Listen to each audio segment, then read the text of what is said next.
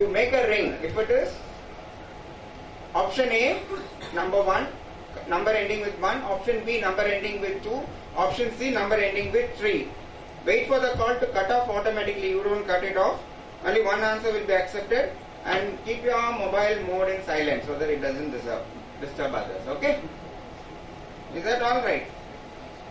Of course, if there is a problem with your network, the call is not going or anything because of factors which we are not responsible, you should not blame us.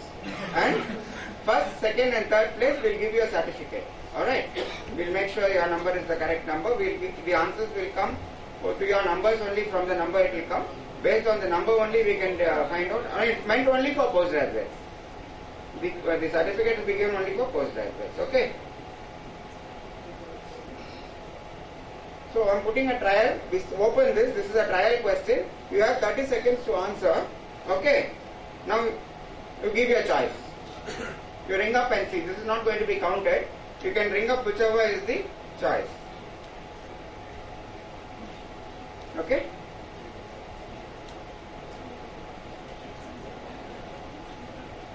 You have 30 seconds to answer. Is it getting cut off automatically? All of you happy? Only few hands. No? No? Wait.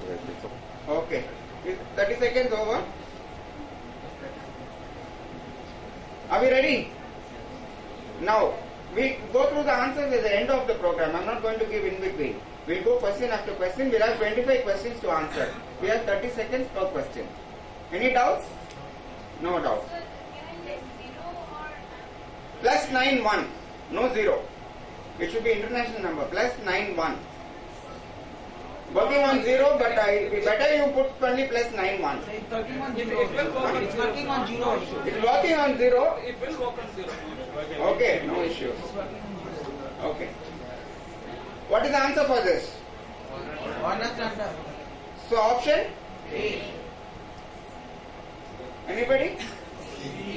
How many of you say it is Herbert's? Many people. It is Oak's, right?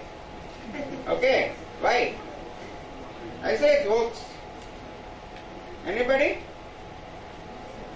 Because always the quiz master's decision is final.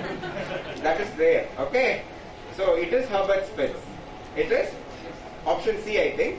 So that is the correct answer. In case there is a controversy, whatever I say is correct. Okay? No arguments. Can we start the program? 30 seconds per question, we can start. Can you just show the numbers against you? Which number? Okay. The number you have to call.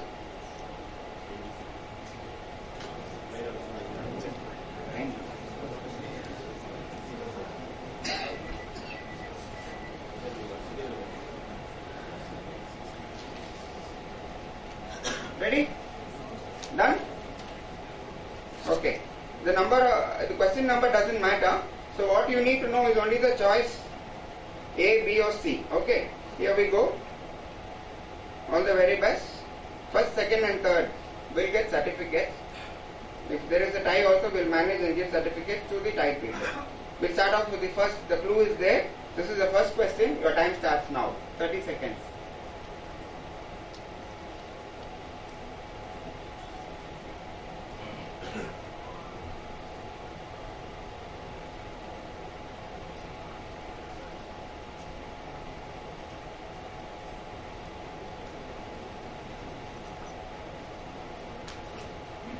Okay?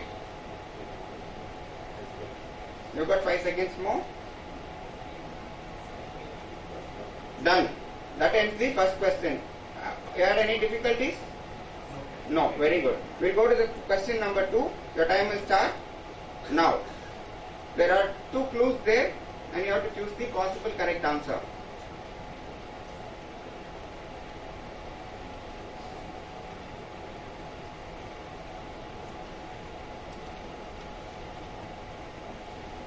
I don't have to tell the question, but the clues will tell you what is the probable answer.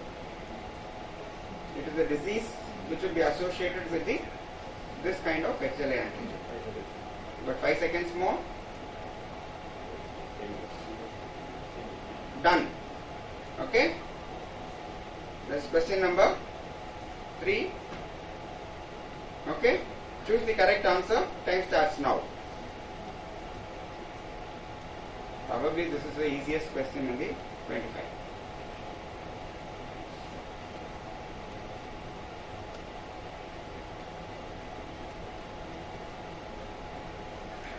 If you rule out also, you can come to the correct answer, isn't it? Okay, many heads are shaking. Are we done? 5 seconds. 4, 3, 2, done. Okay. So far so good. 3 on 3.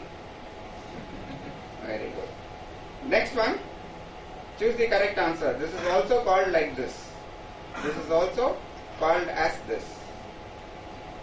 It may be easier to rule out also, instead of knowing what exactly it is. Don't think too much. You've got only 10 seconds more.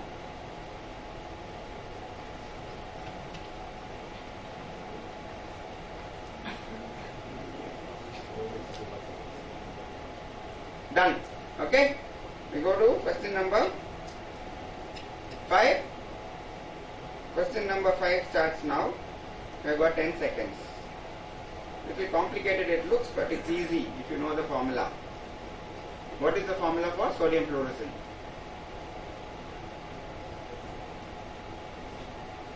Done?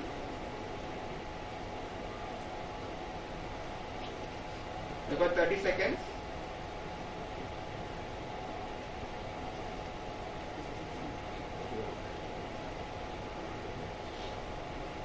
Are we done? We go to the next question. Okay. What is the procedure done? The time starts now. What procedure has been done? What procedure has been done? Already 10 seconds up. Some may be tough, but still it may be possible to make a good guess.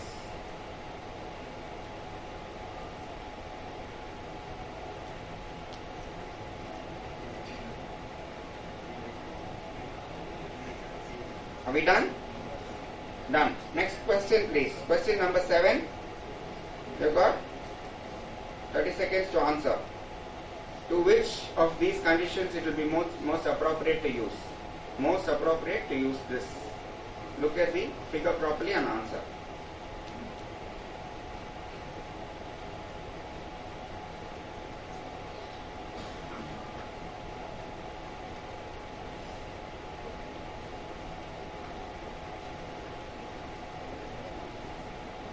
Seconds more. Okay. Next question. Question number 8. Question number 8. What is your diagnosis? You have got 2 pictures which will give you a clue.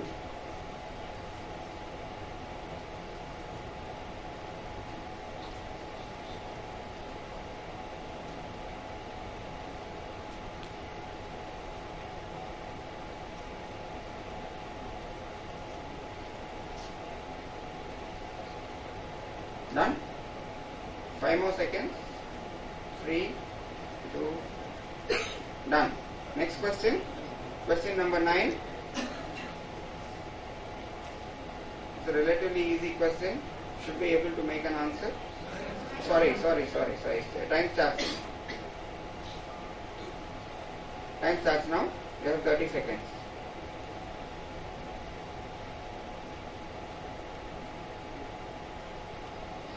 Some of the questions you can definitely make a choice by ruling out certain things.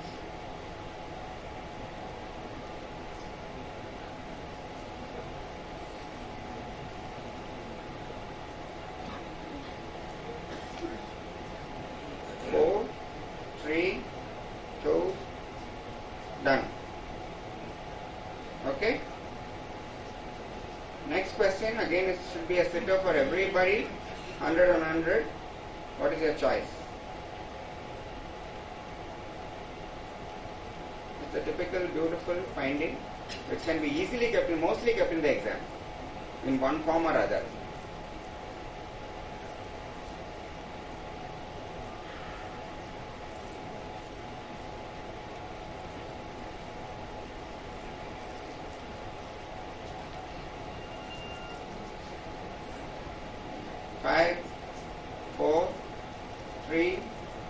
to next question number 11. So far okay? Doing well? Let us make it a little colorful.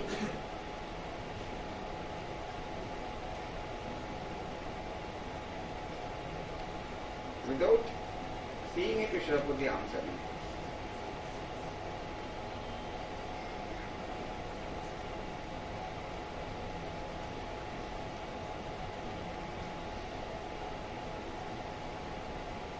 Seconds more. 5, 4. Done. Go to the next question. Question number 12. This is, I think all of you can get 100 on 100. What is the diagnosis? What is the diagnosis for this prescription?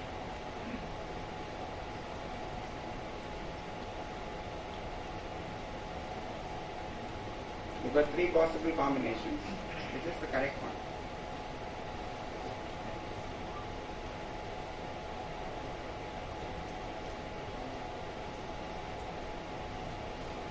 You're getting your calls easily? No issues? Yeah? Not getting. 5 seconds. 2. Done. We'll go to question number 13. This should also be a good one, not a very tough one. Simple because you have some good clues there. What is the possible diagnosis?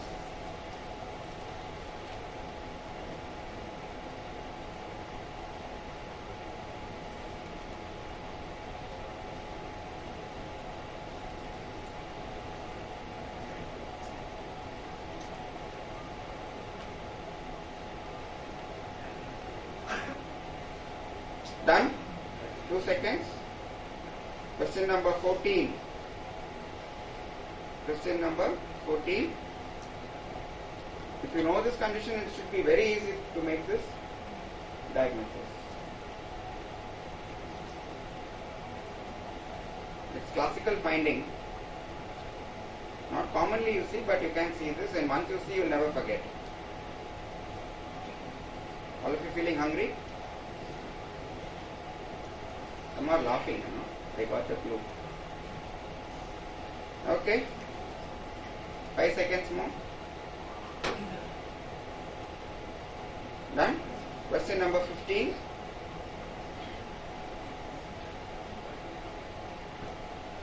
It's a classical picture of a very good clinical finding which can clinch the diagnosis in no time.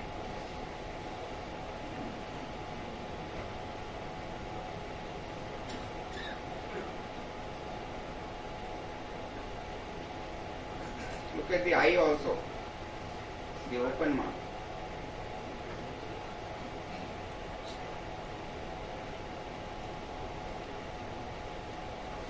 Two seconds. 1. Next question, question number 16.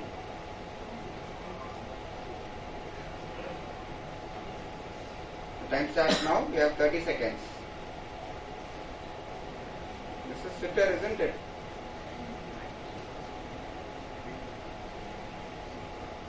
It's a well-dilated pupil. In that you are seeing this finding.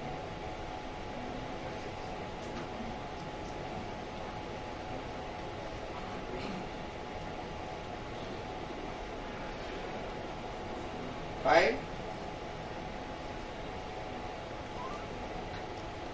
Done. Question number 17. We have got 8 more questions to go. This is very simple now. So something brain is telling you just saw recently.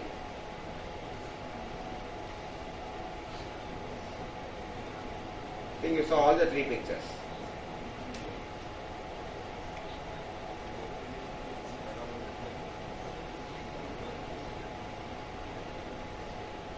Okay. 5 seconds.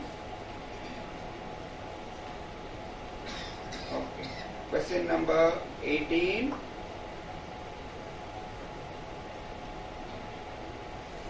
Eczema is a misnomer. It is not correct term. It doesn't literally mean what it should be. Eczema is argon. What do you do? Fluoride. What do you use in eczema? Yeah. What should be the correct term? Instead of eczema, it should be rightfully called. Eczema means two of the same kind, whereas two of different kind we use, no? In eczema.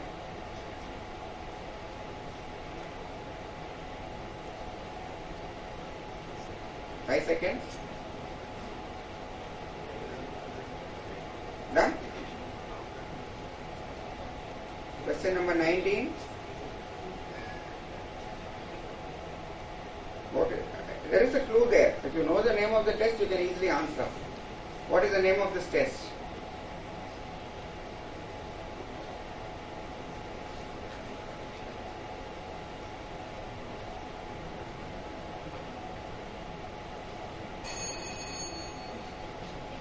Okay.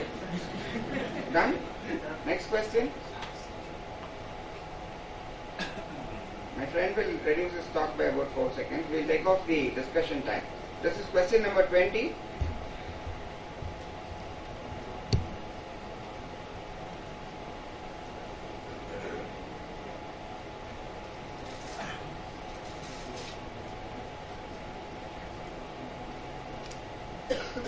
Five more questions.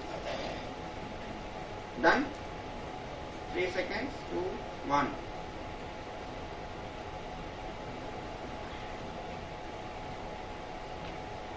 Who gave the scientific basis for refractive errors and its correction? Who was this person?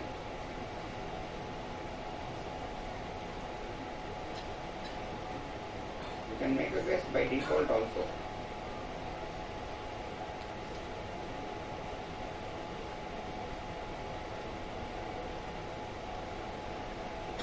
10 seconds.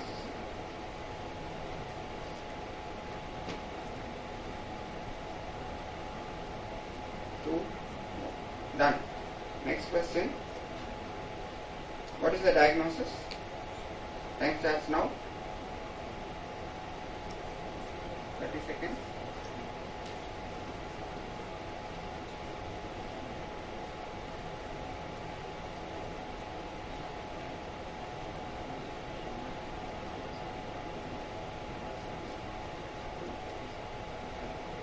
Some of you are telling the answers aloud. 3 seconds. Okay? Okay. If the patient gives history of recurrent paraplegia, if you are allowed to test only one cranial nerve, which one would you opt for? One of these three, second, fourth or sixth. History of recurrent paraplegia.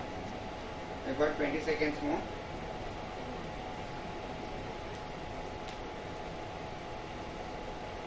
But just two more questions. Two more questions. 2, 1, done. Next question. Last but one. What is the diagnosis? The finding is very classical to make a diagnosis of this. This finding. Look at all the things in the picture, not only the red glow. Quite clear.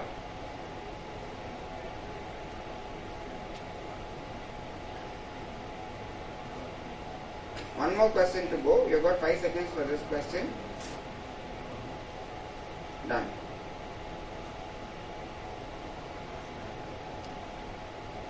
What is the name of this instrument? You've got 30 seconds.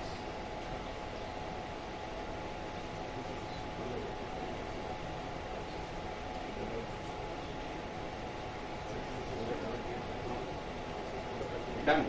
Thank you very much. Okay?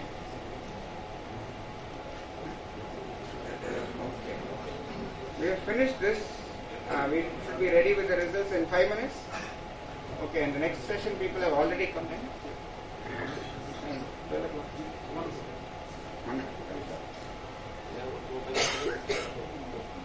Okay. So thank you very much. Maybe with the permission of the chair, we'll just take 2 minutes after one speaker to just announce the results.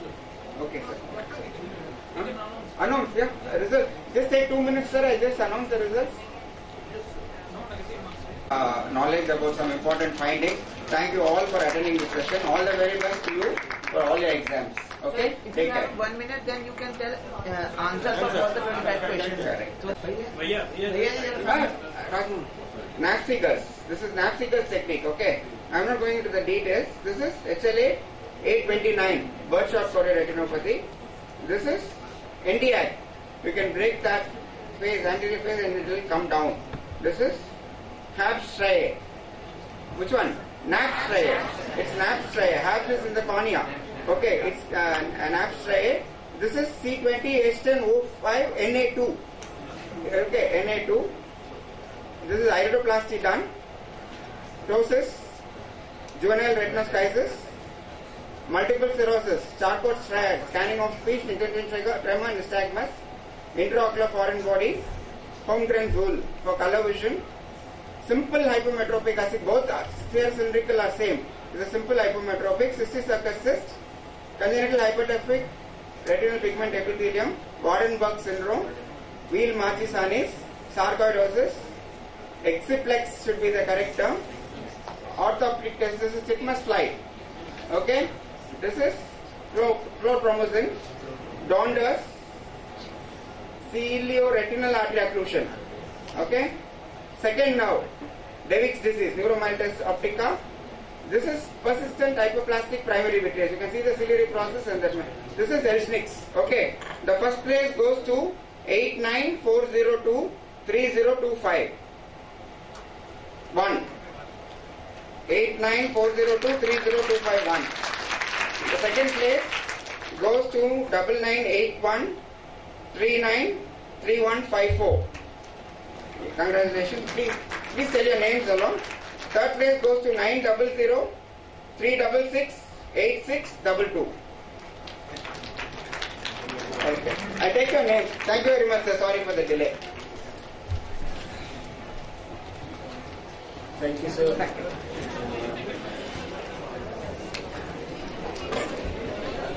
The subjects of spotting it, how to spot a target, how to spot an interesting case, the uses, and a little bit about the competition rules for the video submission in conferences, especially like the AIOS. Let us see everyday things and ask ourselves why. Why? Because every day we run around from clinic to clinic, chamber to chamber, looking at patients. But do we really document those interesting cases? Every day is a new day and a new finding comes to us. Here is the role of documentation, copying it, noting it down, and taking a little bit of extra time and photographing, maybe keeping a note. Someday that documentation will take you to a different level, will give you an inner satisfaction in the near future, and this whole session will tell you why you need to document. The first thing is, why should you or I or anybody sitting there document? The first we were all talking about is the medical legal aspects. Why medical legal aspects? I remember of a situation a colleague of mine had discussed about, was a patient with a bad corneal ulcer had presented to him, and at that time, because he was interested into documenting cases, he had documented the serial progression of the corneal ulcer. In spite of treatment, medications and all follow-up, the patient lost the eye and went into court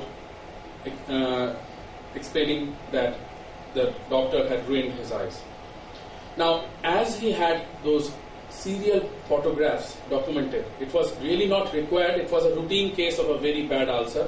Because of the step-by-step documentation that he had kept in his own archiving, he was saved from a difficult situation. Those simple documentation really helped him, saved him out. And if you are an academic person, of course, I don't need to share this presentation. You would be yourself interested in documenting. And the third aspect is, you see a once-in-a-lifetime case, somebody presenting a case like this, cryptophthalmos. You say, I have seen it. But if you have a documentation in your bag, in your pocket, or in your laptop, you can proudly say, yes, I have it with me. So that's the confidence that you can have in yourself. This is inner confidence that will grow. So make it a routine reflex. document your cases. That's what I want to share with you all. Now, okay, you have documented, you are into a reflex of documenting all your cases. Now, what do you do with it? The role of presentation like this, anywhere in your small conferences, in your IMA meetings, you can do presentations. And second option is very interesting, is clinical or patient awareness program. I can tell you a story of a person in a very remote place called near Jharsuguda at the junction in Jharkhand, a remote place. And he used to document, he used to make patient awareness videos of how to clean your eyes, how to give post-operative medications. And remember, he used to give a CD of the procedure of how to keep a post-operative hygiene of the eyes. Now, he used to give that CD as a complimentary gesture to all post-operative patients. And over time, he told me that his reputation increased to such an extent that a patient who was to come to visit him would ask for that CD. So he became famous for his CD of patient awareness, and that is how his practice started to grow up. So that is also an important aspect. And just, my friends, try to upload one of your videos in the YouTube. One of the co-speakers had uploaded his video, and he made friends. People look into videos on the YouTube, and I think he has made more than 100 friends from different parts of the world by just uploading a video, who are like-minded people, will find you, search you, give you queries, and ask you for help. So that gives you an inner satisfaction, and these are small roles of using your documentation. The next question is, I want to document, but how do I prepare myself? It's a simple philosophy of what it's known as FISH philosophy: find, innovate, sacrifice, and hire people. Find an opportunity. It may be a once-in-a-lifetime case that is reported to you. You won't see it again in your life. So take time. Do not say that there are 10 patients waiting at the back and I need to finish those patients. Keep a priority of documenting that. Sacrifice your time. This is a VIP patient in terms of your documentation need. That will that documentation may put you in a different platform in respect to the others who are sitting behind the other side. And hire high-end people. What I mean hire high-end people is, if required, even if you don't have the finances to have a very good setup, for that interesting surgery that you are planning or interesting case that you are planning, hire. It's not going to cost you much, maybe the profit that you would have made from a single case. Use it and hire a person with top-notch knowledge about the technical aspects, even if you are not aware. Now, what are the strategies about film production? We'll go into a little bit about the video making aspects. There are 4 parts: development, pre-production, production, and promotion. Now, development is the idea, the thought processes. It can be a once-in-a-lifetime case. That's not development, rather. It's an opportunity that knocks at your door once in your lifetime. So, if you have an innovative idea, just assimilate, think over it, have a notebook, in your pocket, jot down important points, so that idea, you can nurture it as you go on. As you grow, maybe that point or subject, maybe 5 years back you had thought of it, but keep a note of it as you go on developing it. Now, the pre-production, my next speakers would be telling about the quality of the recording, how the photographs should be taken, the video formats, and all those things, technical aspects, will be discussed later. And once you have assimilated all the data, you need to produce it. Production is a time-consuming affair where you sit down with the professional guys. If it is required, take help of your colleagues. Anybody would be there who loves documentation, would be more than willing to help others if he or she shows interest. And promotion, well, we cannot directly promote our videos. There are ways, if you want, like I said, as in YouTube or in patient awareness programs. And another way of promotion is sending those videos to competitions all over the world. It's video making is like nurturing a baby from nascent stage as the baby grows and becomes an adult and mature subject. So you have made a video, you think it's quite good, and you need to market yourself, you need to produce it, you need to promote it. Now the promotional aspect, because we are in a scientific community, you need to send it to different conferences. Now how do you write abstract? It can be structured abstract that you write as you write in all video making programs, like all papers, material, method, result, conclusion, or it can be a non-structured method in a sequence or in a 2 or 3 paragraphs. Basically, the main aim is it has to be complete, concise, clear, and cohesive. That's the thing.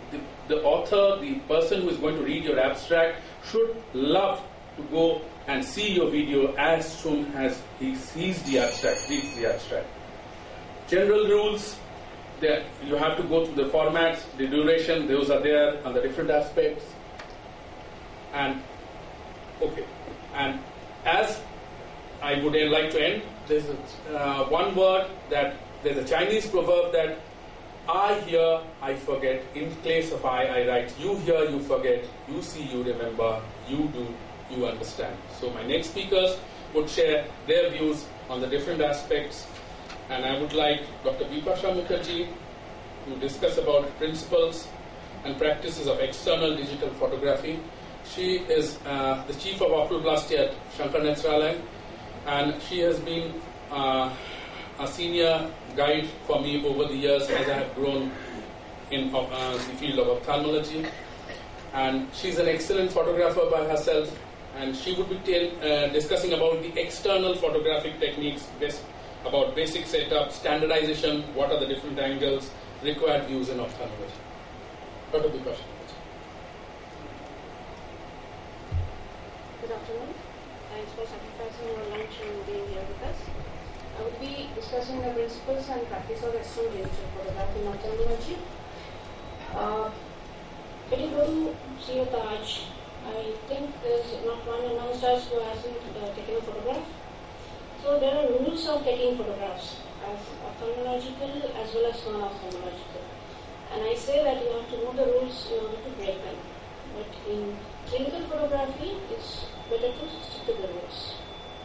External photography is needed in the fields of orthodontal, oculoplastic and reconstructive surgery. Motility photographs are needed in strabismology, and clinical facial analysis is very important in aesthetic surgery. I will be discussing the backgrounds, the commonly required views, and standardization of photographs in clinical ophthalmology. The background of the patient should be non-cluttered. It should have a neutral color like grey or light blue. And the easiest way to do this is to carry a cloth along with your camera bag and hold it up behind the patient when you are in the OR or in the ward, or keep a panel similar colored in your OPD area where the patient usually sits. The most common view in ophthalmology is the frontal view, which is taken from the top of the head up to the jugular notch, and the head is straight. How do you know it is straight? You see an imaginary line from the upper edge of the tragus to the lower edge of the orbit, which is called the Frankfurt plane, and which should be straight. See, the Frankfurt line is not straight. If you cannot imagine the line, then you can activate the grid display on your camera if you have it. Some more photographs of where the Frankfurt line is not straight. The easiest way to see whether the face is straight is not to look at the eyes, but the ears. If you can see both the ears equally, then the head is straight. The only instances where you should document abnormal head posture is when the patient has an abnormal head posture preoperatively.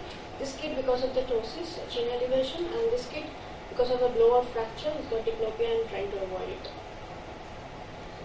The next view is the profile view that the patient is rotated 90 degrees and the contralateral brow is not seen.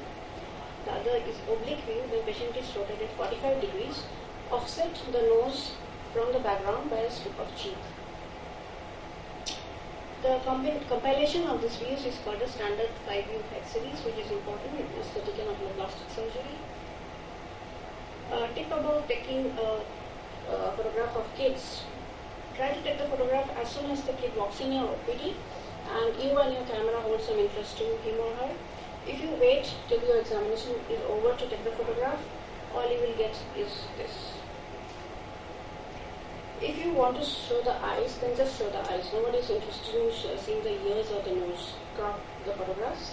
The upper margin, keep it at the eyebrows, and the lower margin at the malar arches, laterally the side of the brows. For biopsy photography, you have to titrate your lighting system and your flash. This is taken without the flash, but the camera was not on a tripod, so the picture is blurry. This is with the flash, but with the overlight light off, otherwise it will be overexposed. If you want to document the size of some tumor, or in this case an intraorbital foreign body, you can keep a scale against the lesion and document the size of it. These photographs can be taken with macro mode, which is designated by the flower icon in your camera, or you can zoom as close as possible to the object, or you can simply crop the photograph. The other situations in oculoplasty where you want to document is ptosis. Documentation of result of a test or post-operative situation is very, very important in aesthetic surgery. This is a blepharoplasty series where the photographs are taken with straight gaze, eyes closed, up gaze, and eyes squinting. Lower lid blepharoplasty should be taken with primary up gaze and down gaze. These views are called, no PG, so no questions. Worm's whole view or bird's eye view, which are used to document proptosis or in ophthalmos. Motility pictures are taken in 9 gazes, and make sure the patients do not move their heads while moving their eyes, which they almost always do. Take the photographs and then crop them and compile them to get a picture like this. This is showing restriction in up gaze as well as down gaze. It's post-operative, showing improvement in the extraocular motility. So you have lower fracture. Flash. When should you use flash and when shouldn't you use flash? Remember, the use of flash washes out subtle findings, skin findings. If a dermatologist, do not use flash. But there should be sufficient ambient lighting, otherwise your picture will come very dark, and you have to have steady hands or a tripod, and we'll talk about pre and post. Don't use flash when you are taking a reflective surface like radiographic images, but your camera should be steady, otherwise you'll get a blurry picture like this. You can use a tripod or any stable surface that you can find. Standardization. What is standardization? Look at this gentleman. This photo has been taken without and with flash. They look like 2 different people. If you use flash, the skin texture and color changes. So, if you are trying to show your post-operative results, then either your photograph should be taken without flash, both pre and post, or with flash, both pre and post. These are examples of non-standardized photographs. These are very famous author, lots of publications. But if we see this post-operative result of this technique, we are not sure whether the improvement in the appearance of the patient is due to the surgical skill of the surgeon or the beautician or the photographer. Because the pre-operative photographs are taken from a shorter distance. The face looks huge, it looks bigger. Makeup is put post-operatively, cannot compare. Cannot say definitely, but I think some of the photographs have been taken without flash pre-operatively and with flash post-operatively, and if you do that, almost always your patients will look better, fairer and lovelier. So in standardized derivation means you have to take your photographs without flash or with flash, both pre and post, and you cannot Photoshop your patients in clinical photography. At the most, what can you do in the editing stage? You can straighten your patient, you can crop them, you can minimally enhance the contrast and the brightness, And sometimes in some magazines charge exorbitantly for color photographs, you can turn them into monochrome, mask them, or put on your watermark. That's about it. So in conclusion, in digital photography, read your camera manual, it will give you a lot of information. Most people I know, they buy huge cameras, but they don't read the manual. Always carry your camera. You never know where you come across an interesting patient. And take photographs of each and every patient. This is very, very important.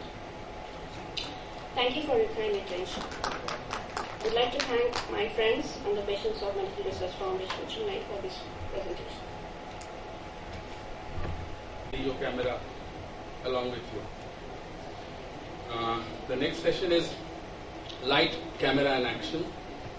Dr. Jagdish Shah has been kind enough to share his views with you all. The email there. Good afternoon. Good afternoon, everybody. I am from a Bollywood area in Lokhandwala, so it's the right topic for me. Light, camera, action, capturing surgical videos and digital still photographs. I have no financial interest in any of the methods of the Steven Spielberg, be cautious, we all come. Types of ophthalmic photography, because there are myriads of imaging techniques available for us to document things. Like extraocular, Dr. Bipasha really gave us a broad view about it. Slit lamp photography, fundus photography, ophthalmic coherence, optical coherence tomography, fluorescent angiography, video imaging of eyes gazing in different directions, surgical photography, surgical video, recording, analog, digital and now HD format, fundus autofluorescence imaging, etc., etc. External ocular photography, probably this is the least reliant on the sophisticated instrumentation. You just have a DSLR cameras, easily affordable. Basic requirement 50 to 60 mm with 2x teleconverter brings focus from infinity to 1 mm. Use a light source which is a point source of quality illumination, and you can have a quality pictures. Slit lamp photography, probably one of the most challenging forms of ophthalmic photography. You see here the first one is the diffuse light illumination. The next one is a broad tangential beam showing the corneal pathology in a much better resolution. The third one is the retro illumination. The fourth one, is the sclerotic scatter.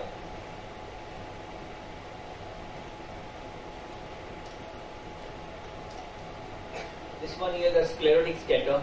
Then these are the dye, rose bengal and the fluorescing dye. This all can be done very easily with the slit lamp photography. Today, let me explain you now.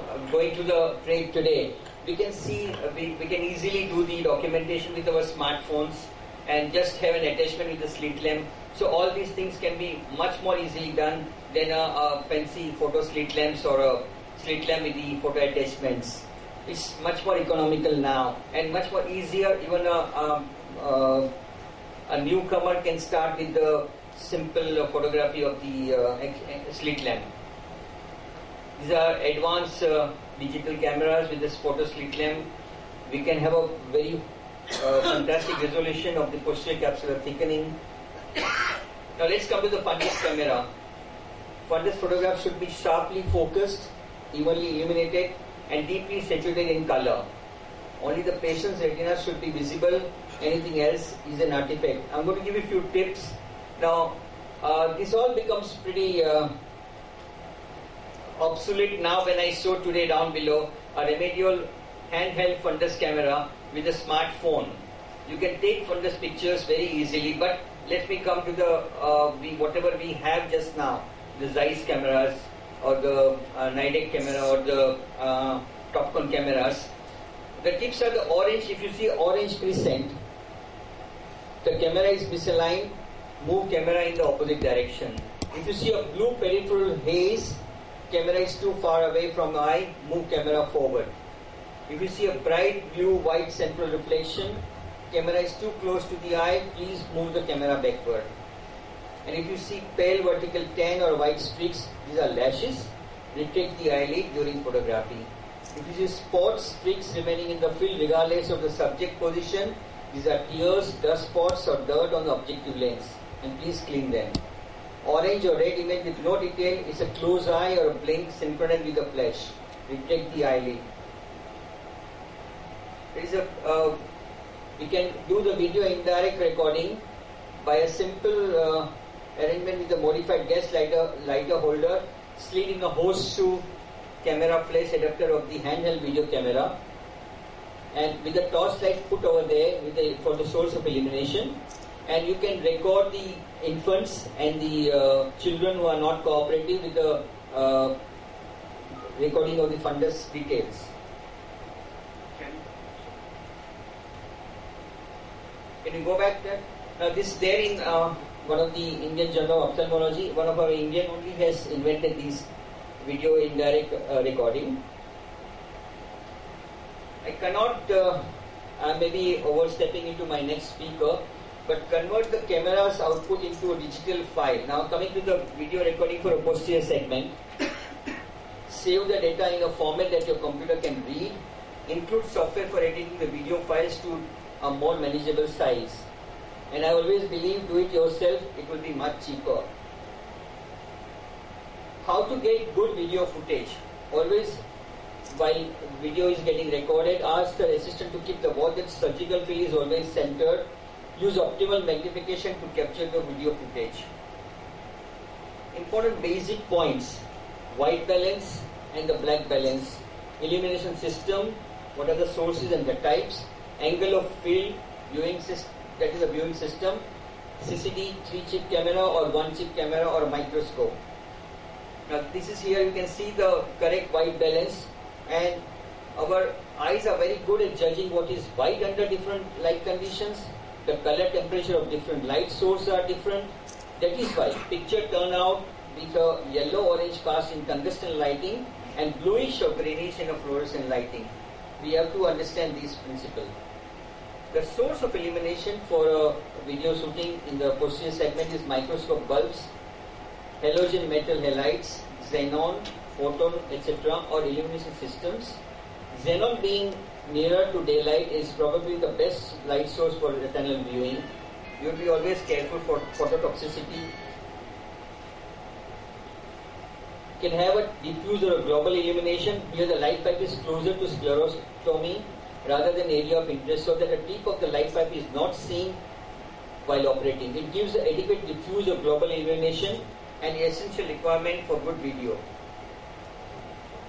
The viewing system is wider field of view gives better views, visibility and the video.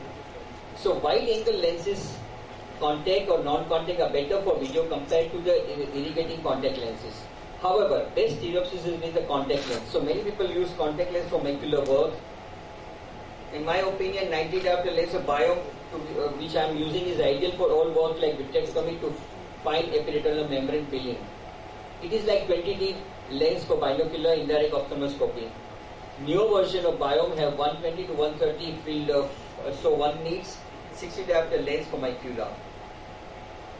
Now come to the camera. 3 CCD digital camera is definitely better than a single CCD camera for better resolution of colors and quality of pictures. Microscope, a good quality microscope with a good optics is very essential. Beam splitter with 50-50 component is better for video quality. Related important point, gain control.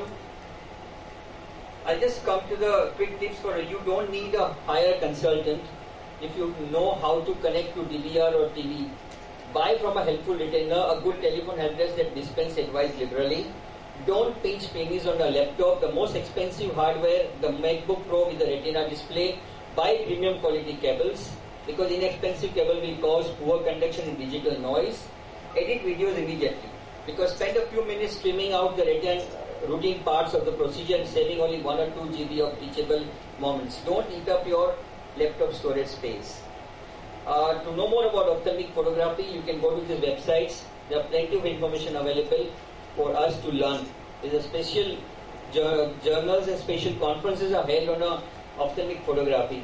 There is so much to learn about ophthalmic photography and to put it into our practice.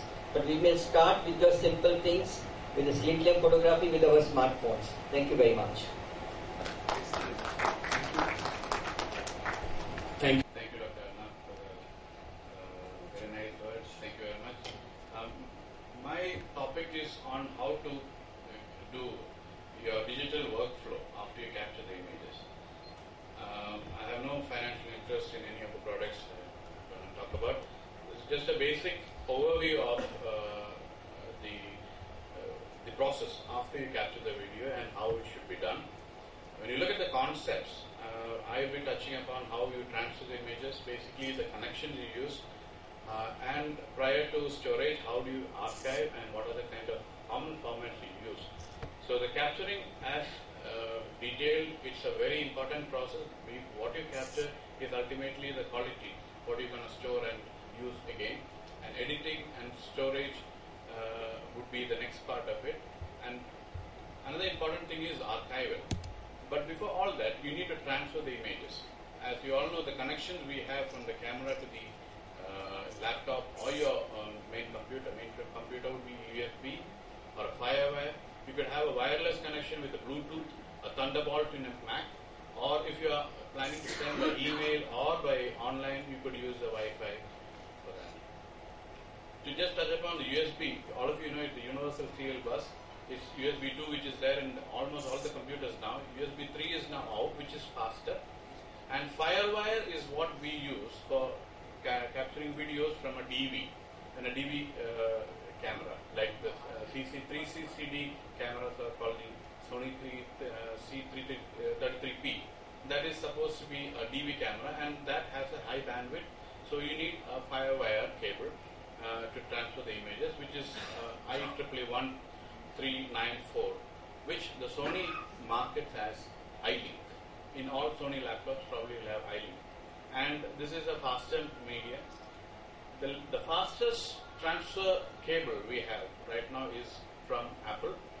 In collaboration with Intel, they have made the Thunderbolt, which is the fastest currently available, but it's not very popular. It's a recent innovation. Many manufacturers are making their products compatible with Thunderbolt, but it will take some time to become popular into the market. All these things are for transferring images to your computer. Now, once you do it, what about the storage? Do you need anything else?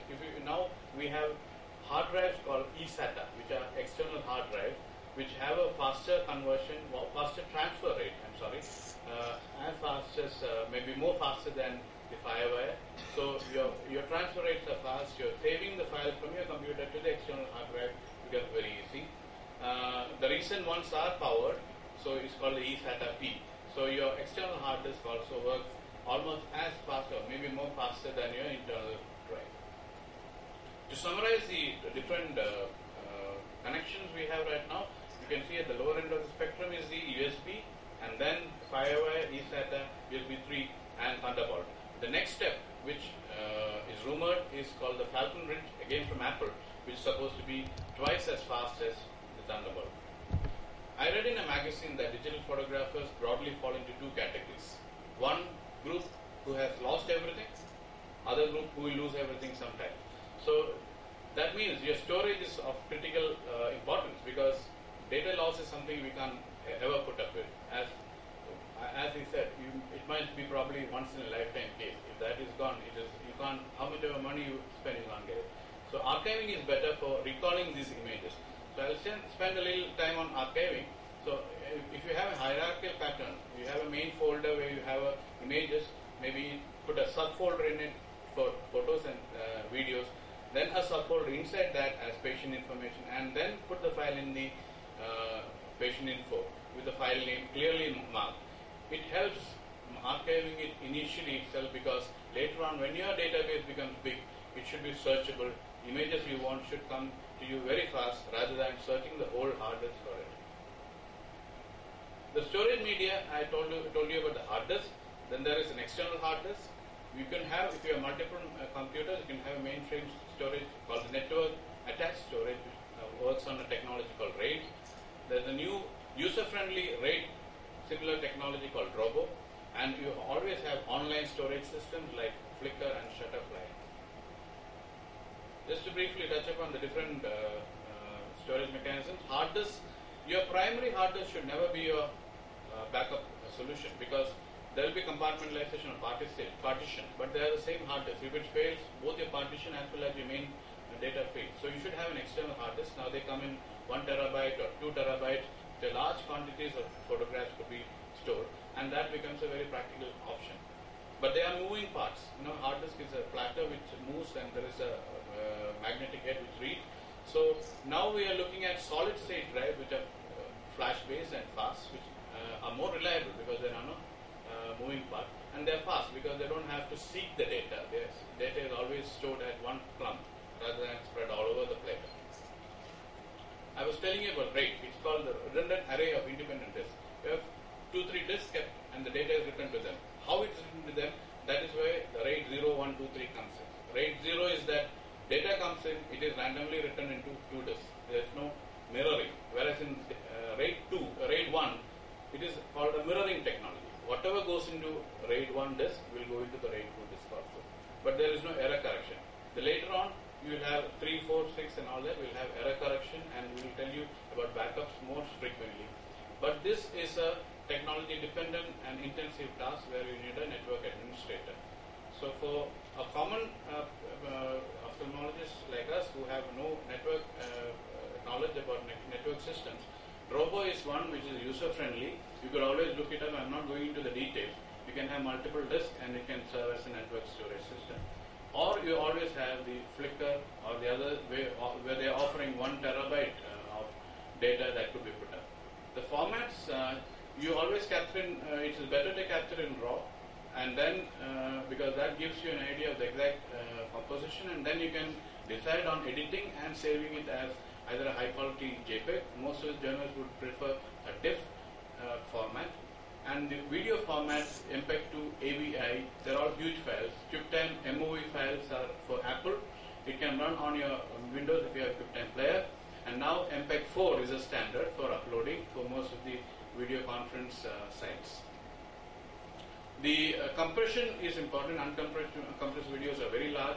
DB compression is what currently we are popular with. HD is coming. HD is, once the cost comes in, that will also become popular. Now there's a new MPEG-2 format, which is part 2, which is for HD and which is commonly used in all the online sites like Vimeo or YouTube and other similar sites.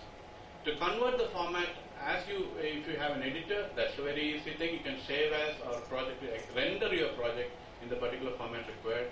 In iMovie, you can probably reduce the size of the files in MP4. Or if you want a high-end software, you could go in for Adobe Premiere. But a package which would fit in your pocket would be a Corel Video Studio, which is user-friendly. You can use it for editing as well as for saving in your format. The other option is online. You could go in for online converters. So essentially, I would stress that storage and archiving, and that should be your motive to get data stored well and to access the data later on. Thank you very much for your kind attention. The art of presentation. So you have all your material ready with you. Now is the way how you present yourself to the world. A small word about Dr. Surya is he has presented at the Bob Osher's ESCRS Difficult Situations Videos Symposium, a very honored symposium, twice successively in the ESCRS conference. So he's very passionate about documentation, video editing aspects. I leave it, Dr. Surya, to share your knowledge on art of presentation.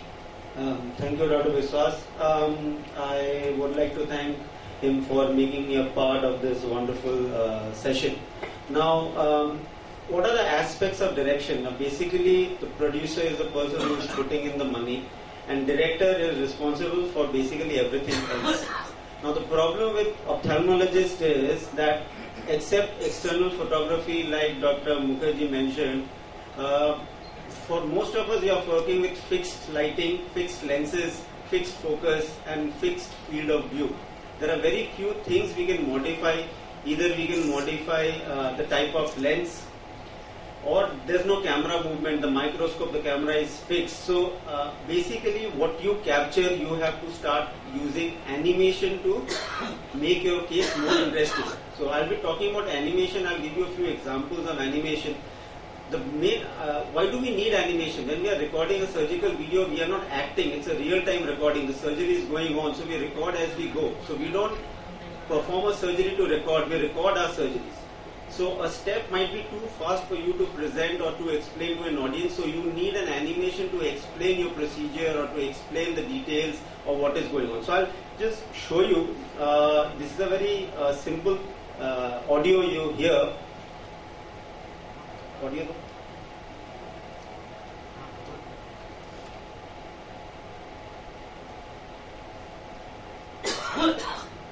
Can we have audio, please?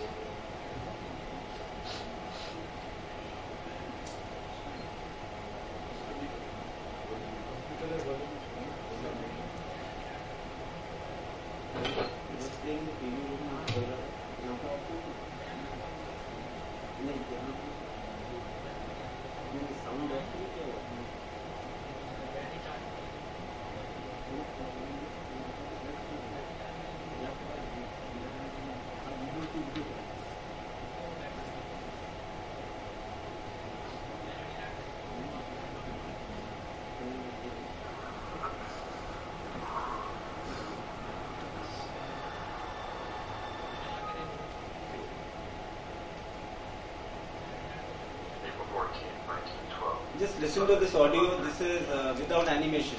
Rolling their watch, lookouts fleetingly in the crow's nest notice light haze appearing directly ahead of the Titanic. Her present speed is 20 to 21 knots per hour. So this was basically a direct narration of the events going on. Now let us have it with a little bit of audio animation.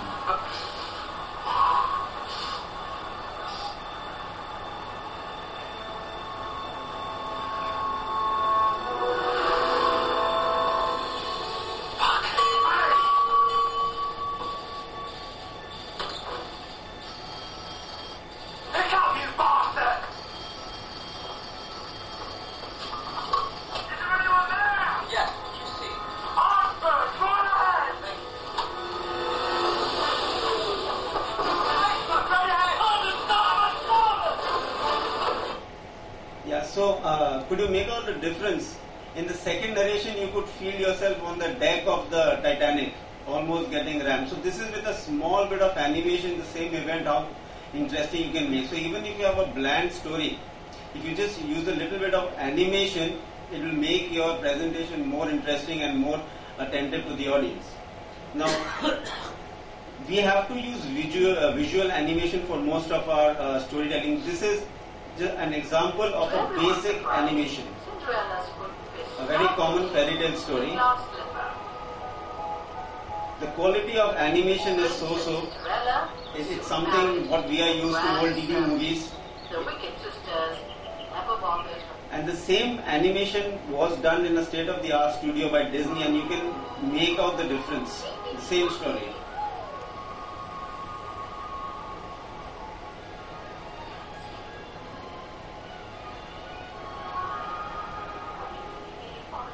So the same characters, they almost look lifelike.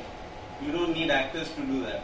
So this is, if you have a good animation, it is as good as having an original video footage. So you can replace your original video footage with some animated. Suppose you don't have the recording of that part or that surgical procedure or the time of patient evaluation.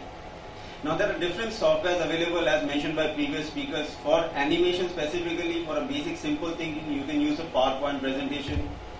A mid-level or entry-level professional is an Adobe Premiere. And then you have various high-end gadgets and softwares. It depends upon your pocket, depends upon your expertise.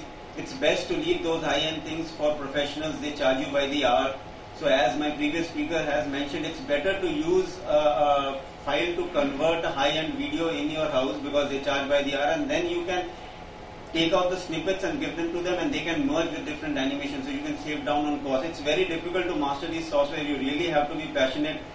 Basic, as he said, Corel is good. Adobe Premiere early basic version 7, 8, 9 are also good enough for working at home.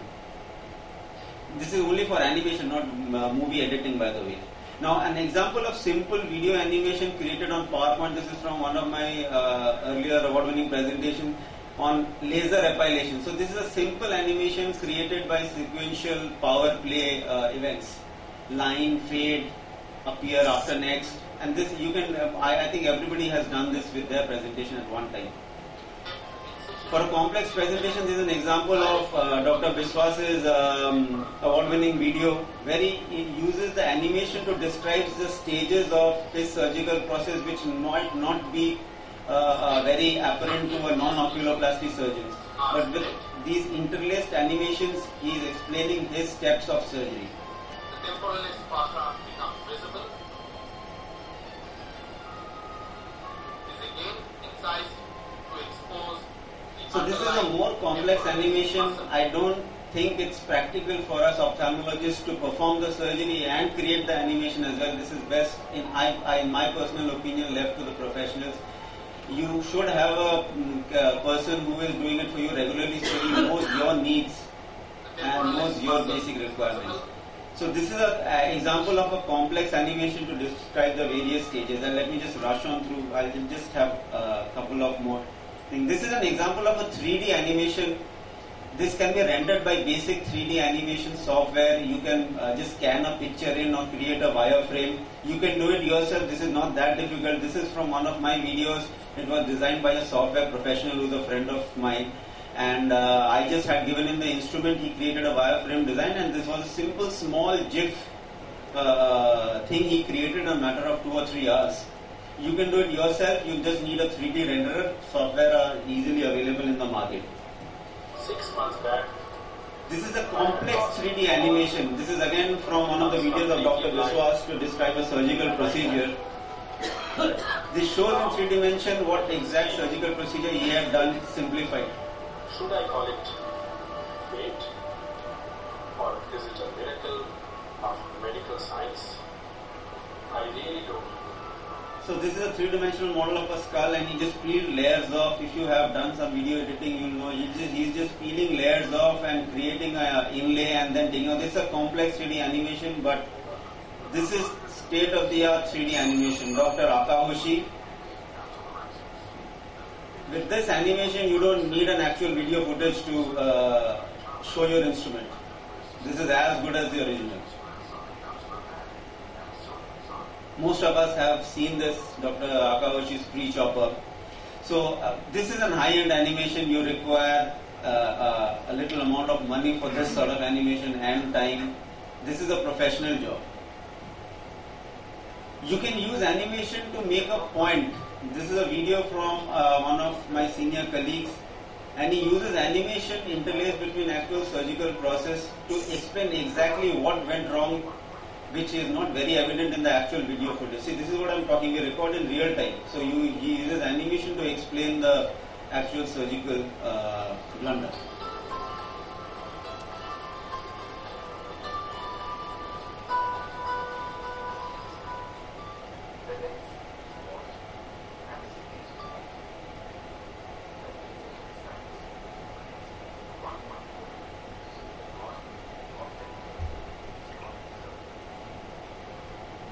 So this is also not a very complicated animation. This is a very basic animation, but it does the job.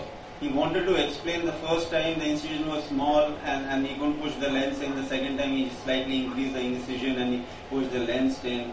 So it serves its purpose.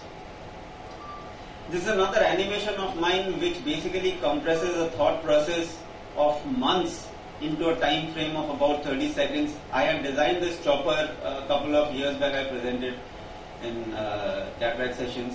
So the whole idea which I had developed over a couple of months was compressed into this 30-second video, and this basic animation explained why I had to design that, what was the design modification and what advantages it gave me, and how I came forward with this animation. So this animation also helps you to convey your thoughts which are developed over a long period of time, compressed in a small amount of time.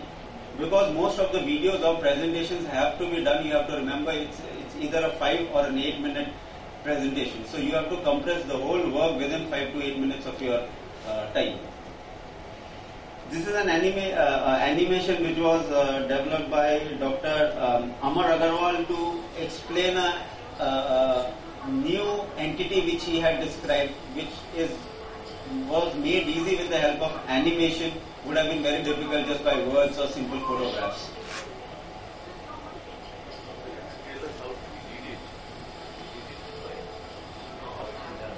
No, this is what I said. You have these softwares, you have to show the original footage to your guy who does your editing, and then he'll develop. You have to sit with him and tell him you have to make the eye slightly bigger, you have to make the lens slightly smaller. You have to tell him that.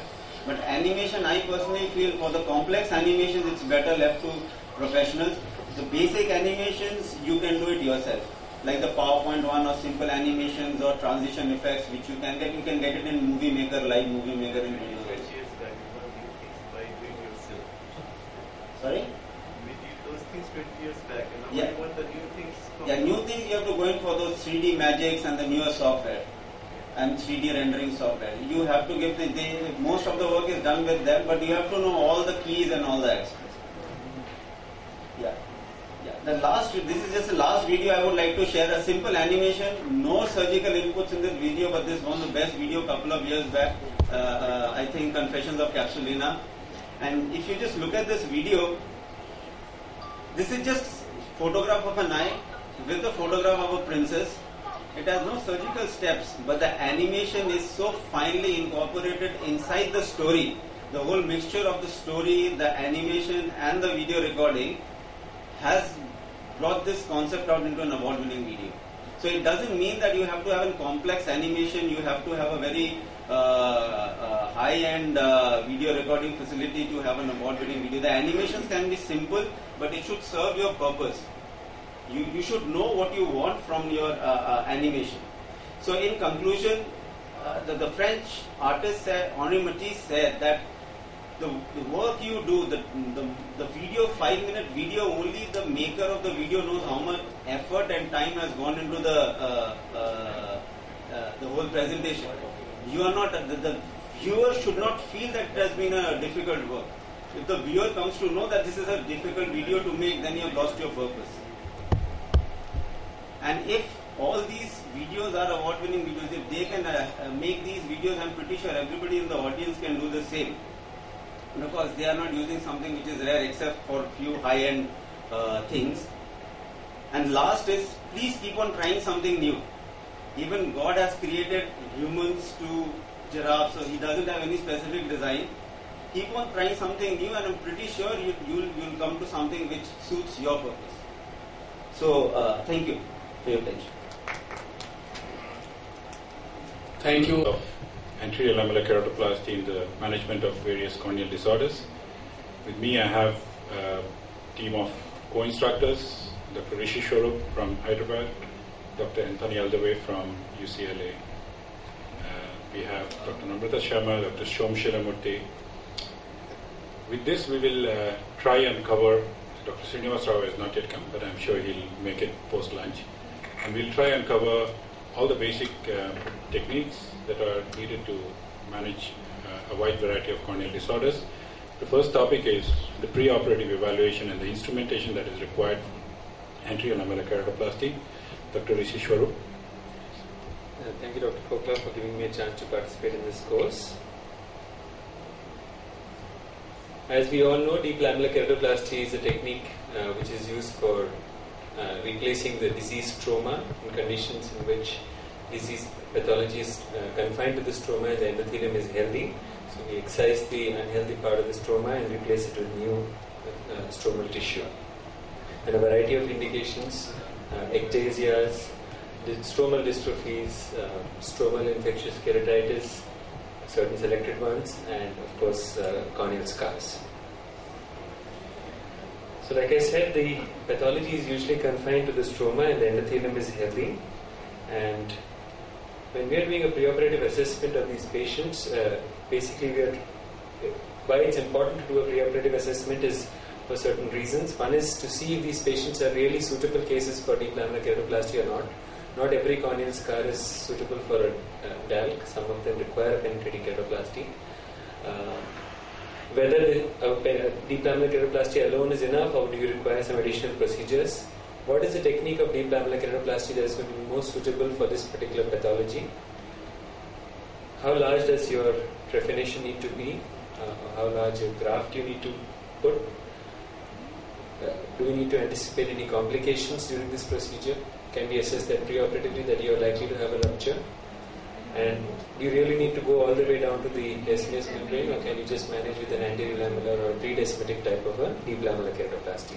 So that's what you're trying to do when you're doing a preoperative assessment. So before you do anything else, first, whenever you're thinking that this is a case for DALC, try to get an idea of whether this endothelium is healthy or not. If you are able to see the endothelial reflex in some part of the cornea that is clear, then it's a good idea if you can even get a specular image or do a specular reflection on your slit lamp. If not, you can have indirect evidence, look for any evidence of edema in the cornea. If there's no edema, that means the endothelium is likely to be healthy. Or if your pachymetry is normal, again that tells you that the endothelial function is good, so it's likely to be working well. So make sure that the endothelium is healthy. If your endothelium is looking somewhat doubtful, there is some edema in addition to the scar, then probably this case will not do well with just a deep lamellar keratoplasty, and you may require to do a full thickness procedure. Another thing that many of us don't really look into is how good is the ocular surface. For any keratoplasty to survive and do well, the ocular surface has to be healthy. There should be enough lubrication in the tears. So make sure that you do a Schirmer's or evaluation of the preocular tear film in some way or the other. Because if you don't have a good surface, then your graft is not going to take very well. It may start melting. You'll have surface problems, acute defects, and the graft may end up with a scar. If you feel that there is some doubt, there is some abnormality, it's not a bad idea to put temporary plugs intraoperatively along with the procedure. Just plug your puncta or canalicula. You can also supplement the procedure with doing an amniotic membrane graft, which acts like a biological bandage contact lens. You could also add a tarsorrhaphy along with the procedure of deep lamellar keratoplasty.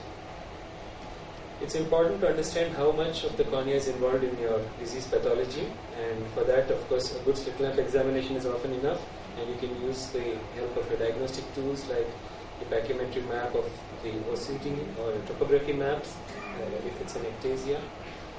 So it's important that when you're excising the diseased tissue, you excise the entire diseased tissue. Particularly important for ectasias. If you leave behind some of the ectatic tissue, if you refine within the cone, then you will have ectasia at the graft-host junction, and you will really not benefit from the procedure. Depth of involvement is also important. You have to see how deep your scar is. If your scar is going very close to the descemes membrane, then it's possible that it may be adherent to the descemes membrane, and during dissection you might end up rupturing the descemes membrane. If the pathology is very superficial, say for anterior 100 microns, 150 microns, you could get away with doing a PTK or even an anterior lamellar procedure like a femtosecond assisted procedure or an ALTK, which will be talked about later. But if it's a deeper opacity, then of course you do require to do a deep anterior lamellar keratoplasty. Assess the severity of the thinning. How thin is it, and is it a peripheral thinning or a central thinning? Because that will help you choose the type of procedure that you want to do. Extensively thinned out cornea, sometimes it may not be a good idea to do a big bubble type of a deep lamellar keratoplasty. If you have a peripheral thinning like in pellucid, then again big bubble may not be very useful, because we know that the big bubble doesn't really go to the peripheral part of the cornea. It's only localized to about 8.5 meters in central cornea. So it's not really going to serve much of a purpose, and you might be better off doing a pre-descemetic type of a deep lamellar keratoplasty. Of course, the various instruments are available to assess thinning. Basically, a pachymetry map is always better compared to an ultrasound pachymetry, because that will tell you exactly the location of your thinnest point, and also you can quantify it much better and repeatedly go to the same point again. Also, it gives you the extent of the thinning. One particular point I wanted to make was, look, if you have a corneal scar, try to get an idea of whether this is a post-viral scar, and there are some indicators towards that. If the patient has a history of recurrent episodes of redness, configuration of the scar, does it have a dendritiform shape, how the corneal sensations, are there any ghost vessels or vascularization, any lipid keratopathy. All of these are pointers that could have been a old viral etiology. Reason I am saying is if you are doing deep lamellar keratoplasty in a post-viral scar, very often there is recurrence. In my own hands, I think about 20-30% of post-viral DALCs do have some form of recurrence of the viral pathology, either in the form of an ulceration or an epidermidis. So in such cases, you always have to give a prophylactic antiviral cover, and if necessary, you can also, if there are a lot of blood vessels, like in this case, you can do a fine needle diathermy to preoperatively or even intraoperatively to try and block the blood vessels, so that you might avoid the possibility of an interface vascularization, which can be a problem. And this is, I think, one of the most important things that you have to do in the preoperative assessment. Look for any abnormality in the desmoid membrane. If there is any scarring in the desmoid, any thickening or irregularity of the desmoid membrane, any discontinuity of the desmoid membrane. For example, if it's a patient with keratoconus, if he's had an old hydrops, you may find any of these, and if you have any irregularity, then such a patient is probably not a good candidate for any form of desmotic DALC, particularly the big bubble technique, which applies a lot of pressure on the desmoid, and you might end up with a perforation and ruptured desmoid membrane. So you have a high risk of desmoid perforation. So avoid desmotic DALC. You can go a little more anterior, probably a manual technique might be better in such cases. Finally, look beyond the cornea. Try to assess the patient. Are this patient going to be put for follow-up? Are they going to come for suture removal? If you don't take out sutures in time, sometimes you end up with vascularization and you end up having a failed DALC, and you don't really do much of a help to the patient. Is the patient a pediatric patient? Is there a likelihood of amblyopia? Will you require general anesthesia? I don't routinely do my DALCs in GA, but some people do. So there can be some practical problems if you need GA. Systemic association should look for. They are often overlooked. If you are dealing with a keratoconus patient, specifically look for retinitis pigmentosa. You might just look at the cornea and not have a visual improvement if you miss the retinitis pigmentosa. Many of these patients have history of atopy. If you miss the atopy, your graft can start melting if your disease is active. And of course, you have to look at the other eye and treat the atopy before you do any surgical procedure. Amyloidosis is another thing which can be associated with certain dystrophies like lattice dystrophy. So look for that. So there's several other systemic associations, just to name a few. I think one of the most important tools that any lamellar corneal surgeon must have is access to an anti-segment OCT, and that gives you that helps you in many ways. It helps you assess the extent of the pathology, gives you accurate assessment of the thinning. It tells you how thick the actual stroma is. So sometimes the epithelium may be thickened in certain areas, and you may think that the cornea is so thick, but the stroma is actually very thin. You will be able to identify desmoid membrane irregularities, or even like a small detachment of desmoid because of an old hydrops. So look for any of these irregularities, because if you have something like this, then you don't want to do a desmotic DALC. So that's about the preoperative evaluation in lamellar keratoplasty. Surgical instrumentation. I don't use any special instruments for my deep lamellar keratoplasty. I just use routine penetrating keratoplasty instruments, and in addition, I use a universal corneal scissors to excise the stroma. Of course, you require a 26 gauge needle if you're doing a big bubble technique. However, you can use certain special instruments. Instead of using a simple handheld trephine, you could use one of the special trephines like the Hanas, Hesberg, Parallel, Moria, Coronet. The advantage is you will be able to do a guarded trephination, so you can go to the desired depth more accurately. You can use lamellar dissectors. I don't use any specialized dissectors. I usually just use a number 15 BP blade, but you could use a crescent blade or any of the lamellar dissectors from Katina, Moria, Dog, or even a femtosecond laser. If you have access to it, you can do multiple passes, as has been shown by Dr. Roger Steiner. You can use specialized instrument. Dr. Fogler has designed some lovely instruments for big bubble. So I just use the needle to bend 27 gauge needle bevel down. You go to the right depth, injected the deep stroma, and the air finds its way through the deep stroma to the predesmoid space. But you could use some specialized instruments. So pointed dissector can help you find the right plane to introduce a cannula, and this basically the cannula does the same job as a needle, but because it's a blunt-tipped instrument, it may be safer, and it has a port at the underside which helps the air to get directed posteriorly in the pre-desmoid space, so that you can get a good big bubble. You could also use certain specialized instruments to help excise your stroma safely. Very often it's during the excision of the stroma that you may end up rupturing the desmoids. So again, from stores, Dr. Fogler has designed this trifacet spatula which has a triangular cross section, and the apex of the triangle is facing up, so you can cut the stroma with a sharp instrument over it. You can also just use a spatula or an iris depositor. That's what I use. You could use specialized scissors like the scissors from Duckworth and Kemp, which Dr. Anwar has designed, or Dr. Fogler has designed these, in which the lower limb of the scissor is longer and blunt, and you can excise the stroma quite safely without nipping the desmoid membrane. Thank you. Thank you, Rishi. We now move